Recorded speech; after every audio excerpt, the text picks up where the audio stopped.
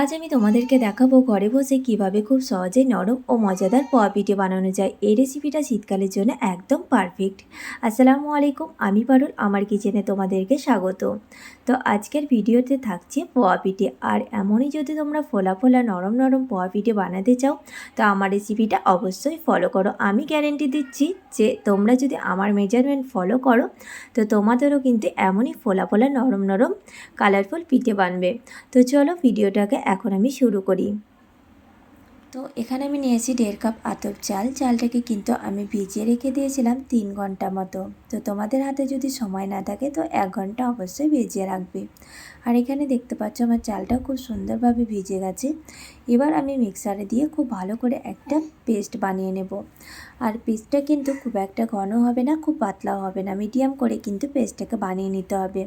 তো জল আমি একবারেই দেব না, হাফ কাপ জল আমি একটু একটু করে দিয়ে খুব ভালো একটা পেস্ট বানিয়ে নেব।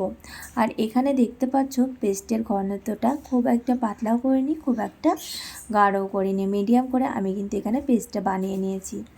এখন এই সাইডে গুড়টাকেও মেল্ট করে নেব। তো এখানে আমি 1.5 কাপ আটা নিয়েছিলাম, তার জন্য এখানে 1.5 কাপ গুড় নিয়ে হাফ কাপ জল দিয়ে গুড়টাকে আমি খুব সুন্দর করে একটা পাতলা লিকুইড গুড় তৈরি করে নেব। তো এখানে আমি কিন্তু হাফ কাপই জল দিয়েছি, বেশি কিন্তু তোমরা জল দিয়ে ঘনটাকে কিন্তু একবারে পাতলা করে দেবে না। তো এখানে দেখতে পাচ্ছ আমার গুড়টাও গলে গেছে। এবার গুড়টাকে আমি ঠান্ডা করে নেব, খুব ঠান্ডা না, মিডিয়াম করে আমি গুড়টা রেখে দেব। আর এই সাইডে আমার গুড়টাও কিন্তু নর্মাল হয়ে গেছে, খুব একটা ঠান্ডাও নেই, খুব একটা গরমও নেই। তো উষ্ণ গরম রেখে কিন্তু আটার সঙ্গে গুড়টা মেলাতে হবে। তো এখানে আমি সব গুড়টা কিন্তু আটার মধ্যে দিয়ে দেব। তো এখানে দেখতে পাচ্ছ সব গুড়টাই দিয়ে দিয়েছি। এবার আমি আটার সঙ্গে খুব সুন্দর করে মেখে নেব।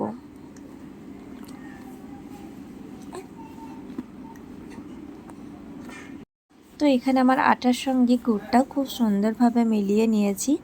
এখন এর মধ্যে দিয়ে দেব রুল ময়দা। তো এখানে আমি হাফ কাপ রুল ময়দা একটু চেলে কিন্তু উপর থেকে দিয়ে দিয়েছি। এবার আটার সঙ্গে কিন্তু খুব ভালো করে মিক্স করে নিতে হবে, রুল ময়দার যেটা গোটা কিন্তু যেমন ওটা না থাকে।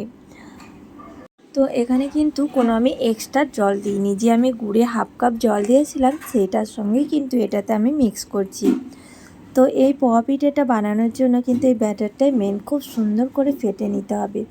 আর এখানে দেখতে পাচ্ছ আমার ব্যাটারটা কতটা সুন্দর স্মুথলি হয়ে গেছে, আর এর মধ্যে কিন্তু এতটুকুনো লাম্পস নেই। আর আর এখানে আমার ব্যাটারটাও দেখতে পাচ্ছ কতটা সুন্দর স্মুথলি হয়ে গেছে, আর কোনো জায়গায় কিন্তু লাম্পস নেই। আর ব্যাটারের কিন্তু থিকনেসটা আমি তোমাদের বারবার বলছি, খুব যদি পাতলা হয়ে যায় তাহলে কিন্তু আমাদের পোয়া পিঠেটা একবারেই হবে না, মানে ফুলবেই না।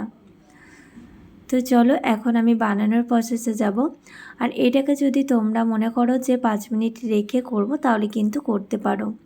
আর লাস্টে আমি একটু দিয়ে দিলাম এর মধ্যে লবণ। লবণটা দিয়েও আমি একটু মিক্স করে নিলাম। তো এখন আমি এটাকে এবার বানিয়ে নেব। তো এখানে আমি কড়াইতে দিয়ে দিয়েছি বেশ খানিক সাদা তেল, মানে আধা কিলো থেকে একটু কম। তো তেলটা কিন্তু একটু বেশি লাগবে এই পিঠে ভাজার সময়। আর তেলটাকে আমি এখন খুব ভালো করে গরম করে নেব। তো এখানে দেখতে পাচ্ছ আমার তেলটাও গরম হয়ে গেছে। এখন আমি এখানে কাপের মধ্যে কিন্তু ব্যাটারটা ভরে নিয়েছি, কারণ এই ব্যাটারটা কিন্তু একবারেই দিয়ে দিতে হবে। তো এখানে আমি 1 কাপ থেকে একটু কম ব্যাটার পুরোটাই দিয়ে দিলাম। আর এখানে দেখতে পাচ্ছ পোয়া পিঠেটা কতটা ফুলে উঠেছে। তো এমন কোনো পিঠে নেই যে আমার ফুলেনি, প্রত্যেকটা পিঠে কিন্তু এমনভাবেই ফুলে উঠবে। তো তোমরা একটু মেজারমেন্টটাকে ফলো করবে আর একটু ব্যাটারটাকে সুন্দর করে ফেটে নেবে। তো এক সাইডটা আমার হয়ে গেছে, এখন আমি দ্বিতীয় সাইডটাকেও আমি খুব সুন্দর করে ব্রাউন করে ভেজে নেব। আর গ্যাসটাকে কিন্তু এখানে হাইয়ে রাখতে হবে। তো এক পিঠ হয়ে যাওয়ার পরে কিন্তু আমি এখানে গ্যাসটাকে কমিয়ে নিয়েছি। এখন খুব সুন্দর করে কালারটা করে নেব।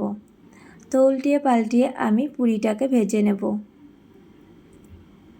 তো এমন করে আমি প্রত্যেকটা পুরি কিন্তু এরকমভাবে ভেজে নেব। তো এখানে আমার সব পুরিগুলো ভাজা হয়ে গেছে, আর কালারটাও দেখতে পাচ্ছ কতটা সুন্দর এসছে। তো আমার 1.5 কাপ আটাতে প্রায় 6টা পুরি হয়েছে। তোমরা যদি একটু বেশি বানাতে চাও তো মেজারমেন্টটাকে একটু বাড়িয়ে দেবে। তো আজকের আমার পোহা পিঠের রেসিপি তোমাদের কেমন লেগেছে প্লিজ লাইক কমেন্ট আর শেয়ার করো। আর যারা নতুন আছো তো চ্যানেলটিকে অবশ্যই সাবস্ক্রাইব করে দিও। তো আজকের মতো আমি ভিডিও এখানেই শেষ করছি, দেখা হচ্ছে নেক্সট রেসিপিতে। তো বাই, টাটা, আল্লাহ হাফেজ।